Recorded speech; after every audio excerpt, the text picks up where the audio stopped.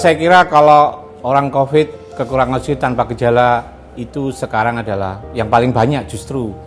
Beberapa pasien tampaknya baik-baik tetapi memiliki kadar oksigen yang rendah dan ini tanpa disadari bisa menimbulkan kematian. Kondisi ini kita sebut namanya happy hipoksia. Pertanyaan ini sering timbul karena virus corona jenis baru ini menyerang paru-paru dan seseorang sehat biasanya memiliki saturasi oksigen, yaitu kadar oksigen di tepi itu 95. Namun beberapa dokter melaporkan, saya sendiri juga pernah mengalami penemukan pasien bahwa pasien tampaknya biasa-biasa tanpa gejala apapun, kadar oksigennya turun sampai 70-80% dengan saturasi oksigen. Karena itu ini tidak ditemukan pada kondisi penyakit-penyakit influenza yang biasanya.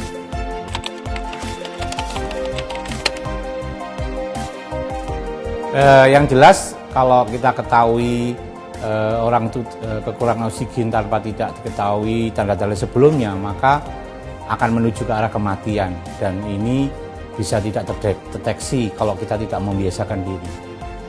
Beberapa pasien kami kita coba menempatkan probe daripada pulsa oximetri di dalam jari tangan, ya kita pasang ya dengan udara biasa yang 21% kadarnya itu.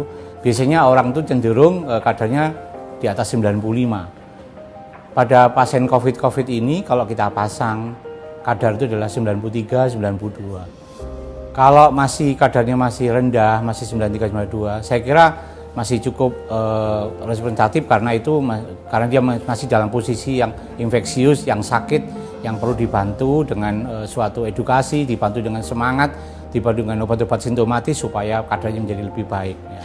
Tetapi jangan dibiarkan tidak diketahui, karena itu biasakan pada pasien-pasien yang sudah terkonfirmasi positif, usahakan monitoring pulse oximetri ini, yaitu mengukur kadar saturasi pada jari tangan kita.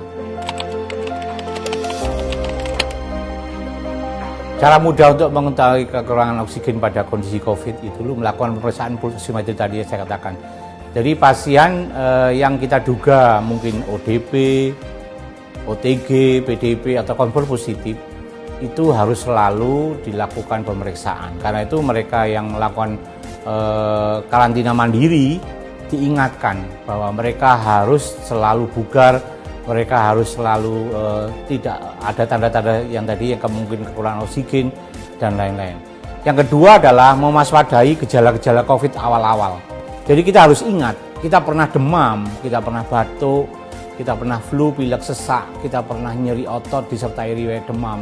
Kemudian kita juga pernah mengalami tidak nafsu makan, tidak ada selera makan. Mungkin itu karena tidak bisa membawa makanan yang enak, jadi anosmia dalam bahasa kedokterannya. Kita pernah diare, sakit perut seperti kelelahan, masuk angin dan lain-lain seperti begitu.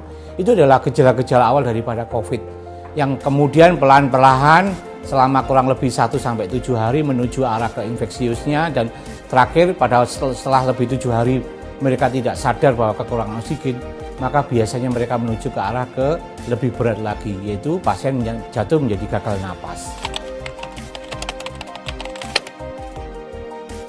Yang terakhir, pesan saya untuk masyarakat, kenali gejala awal sejak dini.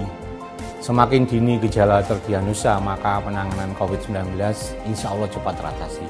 Saya Dr. Kris Yogo, spesialis anestesi, konsultan anestesi regional dari ID Surabaya. Tetap sehat, tetap patuhi protokol kesehatan. Semoga pandemi ini segera berlalu. Salam sehat.